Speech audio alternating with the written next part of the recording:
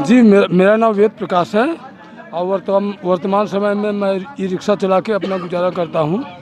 और 2013-14 में हमने बीएड किया है और काफ़ी हमने पढ़ाई किया, लेकिन अति मेधावी होने के साथ साथ अति गरीब भी रहा हूँ। इसकी वजह से मुझे हमेशा बीएड करने के बाद आप रिक्शा चला रहे हैं? बीएड करने के बाद काफ़ी दिन हमने तैयारी किया और सिविल के एग्ज़ाम्स दिए, नहीं हो पाया। टीजीटी भी हमने दिया था, नहीं हो पाया। और धीरे धीरे फिर भाई परिवार हैं, बच्चे हैं, तो शादी हो गई। उसके बाद तो ज़्यादा मतलब बर्डन भी आ गया फैमिली पे, तो खुद अपना ई रिक्शा चला के अपना गुजारा करता हूँ। बच्चे हैं, उनका भी पालन थोड़ा बहुत कर लेता हूँ जिस तरह हो पाता है। मगर यहाँ मैं कोई पॉलिटिकल इश्यू की बात नहीं करना चाहूँगा। सिर्फ ये चाहूँगा कि जो ये मांग है कि जो वैकेंसीज हैं वो क्यों नहीं आ रही हैं, सरकार को इस पर ध्यान देना चाहिए। वैसे मुझे उम्मीद है कि जो ये सरकार है ध्यान देगी। बीच में जो बिचौलिए हैं ये रिपोर्ट गलत करते हैं, इसके वजह से सरकार तक शायद आप लोग की बात नहीं पहुंच पाती। और ये अच्छा रहा कि आप लोग इसमें कौन से बिचौलिए की बात कर रहे हैं आप? इसमें जो बिचौलिए और दलालों की बात कर रहा हूं, उसका नाम तो नहीं लूँगा, मगर सबको मालूम है उसमें सफ़ेद पोश होते हैं।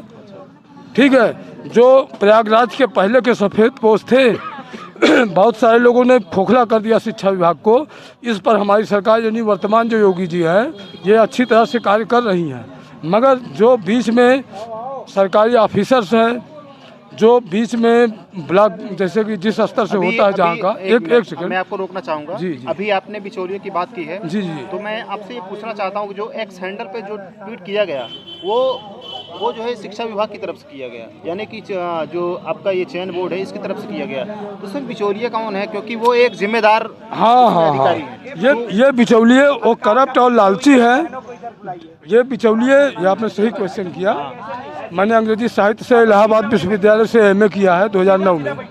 ठीक है, तो ये आपने सही क्वेश्चन किया है। जो बिचौलिए हैं, ये जो सफ़ेद पोश होते हैं, ये जो चयन बोर्ड हो चाहे रेलवे बोर्ड हो, जितने भी बोर्ड हैं, ये उसमें कहीं ना कहीं अपना बैकडोर से लिंक लगाते हैं।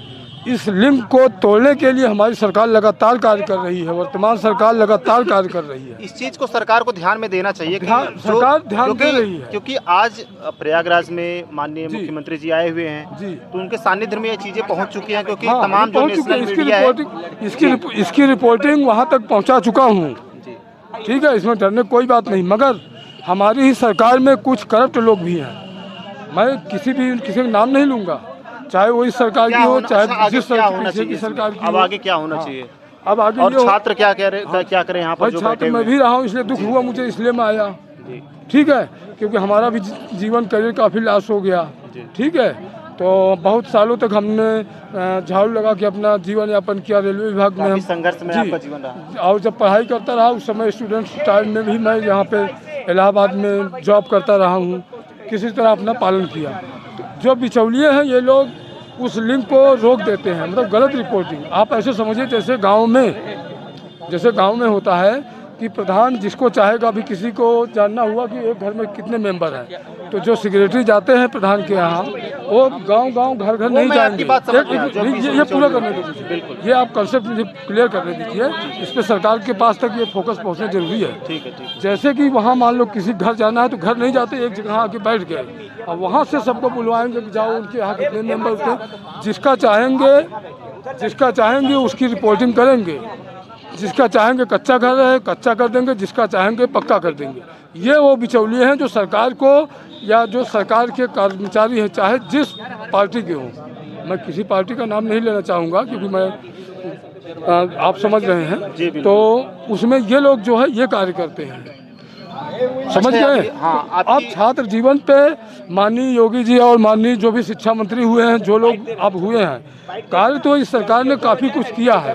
मगर इस बिंदु पे जो हमारे एजुकेटेड नवयुवक पर्सन हैं जो पॉलिटिकल में आना चाहते हैं, जैसे कि मोदी जी ने कहा है कि युवाओं को आना जरूरी है पॉलिटिक्स में भी। ये आपकी बात में पॉइंट है कि युवाओं को पॉलिटिक्स में हुआ है, लेकिन एजुकेशन में और नहीं हुआ। जॉब दिलाने के नाम पे धांधली हुई है। क्योंकि मैंने कौशल विकास कोर्स भी किया हुआ है, जो प्रधानमंत्री का स्किल वाला होता है, उसमें मैंने काफ़ी दिन अमेजॉन में जॉब भी किया है। ठीक है, तो यहाँ मैं बताना चाहूँगा कि एक मिनट जो शिक्षा विभाग का जो सेंटर इसमें है, अब क्या एक होना मिनट, चाहिए? क्या होना चाहिए?